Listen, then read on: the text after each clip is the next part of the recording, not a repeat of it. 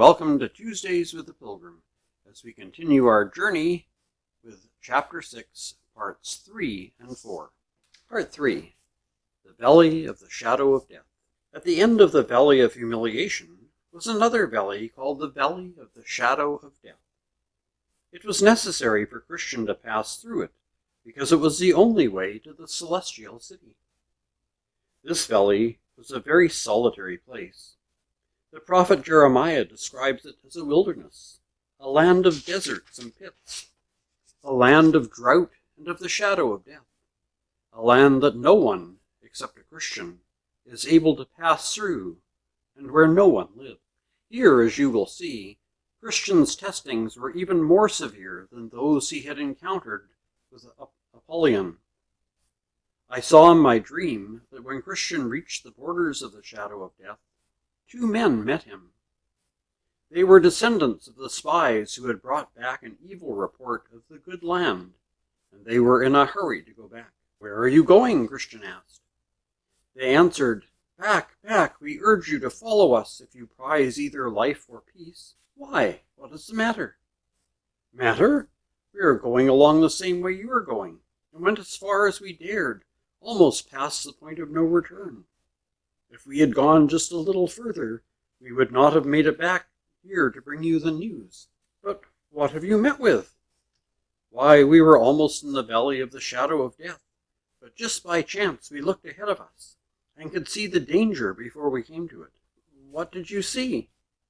"What did we see? Why, the valley itself, which is pitch black.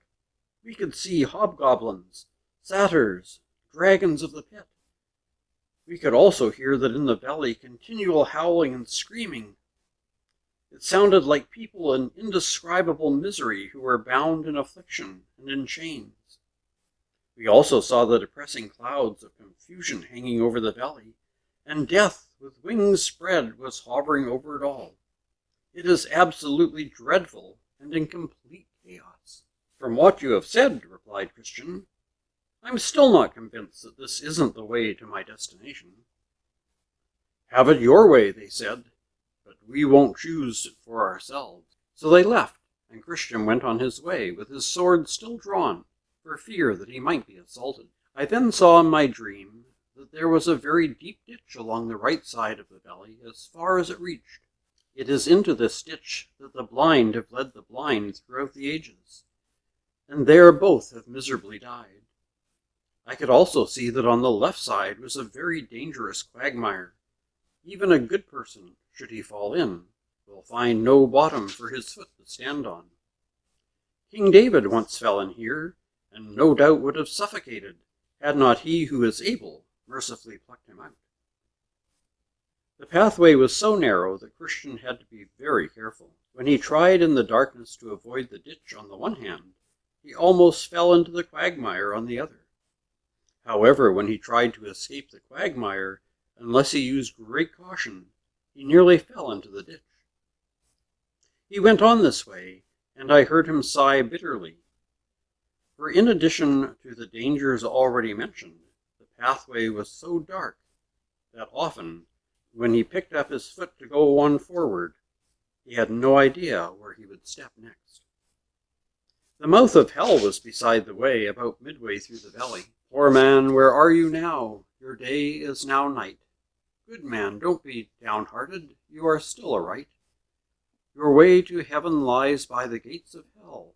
Cheer up, hold on, with you it shall go well." So much fire and smoke continually came out, with swarms of sparks and hideous noises, things that gave no heed to Christian's sword, as did Apollyon, that he was forced to put his sword away, and use another weapon called all prayer. So I heard him cry out, "O Lord, save me."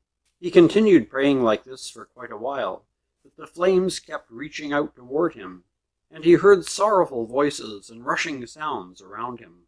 Sometimes he thought he would be torn to pieces or trampled down like dirt in the street. Christian experienced these terrors of sight and sound continuously for several miles. Then he came to a place where he thought he heard a band of fiends coming towards him to confront him. He stopped and began to think about his options. He had half a notion to go back, But then he thought that he might already be halfway through the valley.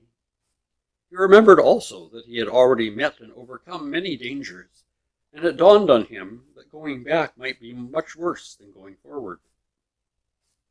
So he resolved to go on, but the fiends seemed to come nearer and nearer. When they were almost face to face with him, he cried out very vehemently, "I will walk in the strength of the Lord God." So they fell back and came no closer. There is one other thing I must not omit. I noticed that poor Christian had become so confused that he no longer knew his own voice.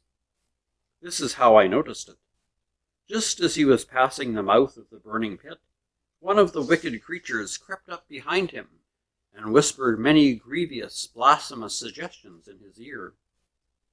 This trial was worse than any of the others, because Christian thought these suggestions had come from his own mind. How distressing it was for him to think that he had blasphemed the one that he had loved so much. But he couldn't help himself. He didn't know enough to close his ears, nor did he realize where the blasphemies came from. Part 4. Christian is encouraged. After Christian had traveled in this disconsolate condition for quite some time, he thought he could hear a man's voice somewhere ahead of him. The voice was saying, "Even though I walk through the valley of the shadow of death, I will fear no evil, for you are with me." Then Christian was glad for a number of reasons. First, he gathered from this that he was not alone, but that others who feared God were in the valley as well. Second, he realized that God was with them even though they were in a dark and dismal place. He reasoned, even though I can't feel his presence because of the hindrances in this place, why wouldn't he be with me here too? And third, he hoped that if he could soon catch up with someone, he would then have company. So he ventured on, calling out to whoever was up ahead. There was no answer, however. It was evident that this person thought he also was alone. Before long it was daybreak, and Christian rejoiced. He has turned the shadow of death into the morning. Now that there was daylight, he was able to look back. Not that he wanted to return, but to see what hazards he had gone through in the dark. He could see more clearly the ditch that was on the one side, and the quagmire that was on the other. He also saw how narrow the way was which led between them.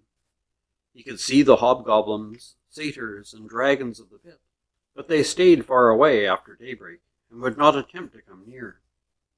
He could see these things, however, according to what is written.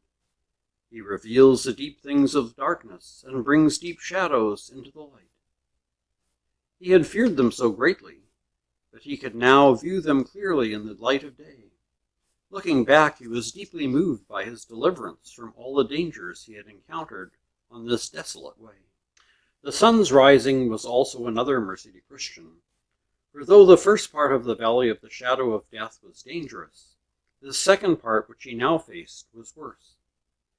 For from where he stood now, the way to the end of the valley was beset on all sides with traps, snares, instruments of torture, nets, pits, and pitfalls, deep holes, rocky cliffs, and ledges beneath them. If he had possessed 1,000 souls, he would have lost them all if it was still as dark as it had been when he traveled the first part. But as I've said, the sun was rising. Christian said, "He lighted the way before me, and I walked safely through the darkness." In this light, he was able to make it to the end of the valley. Part 4. Christian passes the place of martyrs. I saw in my dream that at the end of the valley lay blood, bones, ashes, and mangled bodies of pilgrims who had previously traveled this way. While I was pondering the cause of this, I saw a cave nearby where two giants, Pope and Pagan, had lived in ancient times.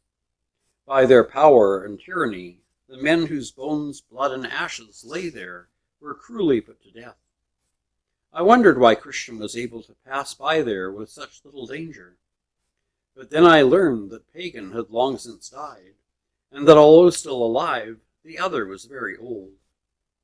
He had met with so many skirmishes in his younger days, that he had grown rather crazy and was stiff in his joints. Now he could do little more than sit at the cave's mouth and grin at pilgrims as they went by, and bite his nails because he couldn't go after them. As Christian traveled on, he saw the old man sitting at the mouth of the cave.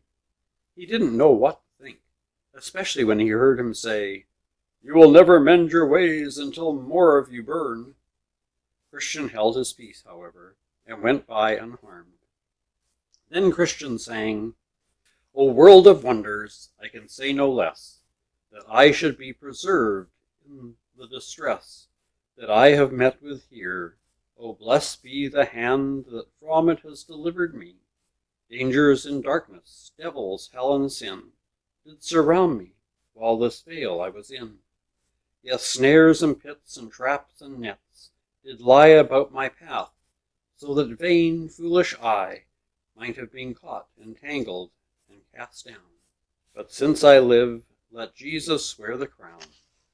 And that's the end of part 4 and the end of chapter 6. So next week we will pick up our journey with Christian with chapter 7, and the first part of that is Christian and faithful meet in the way. So until next Tuesday, I bid you a good week, and until then, take care, stay safe, and God bless.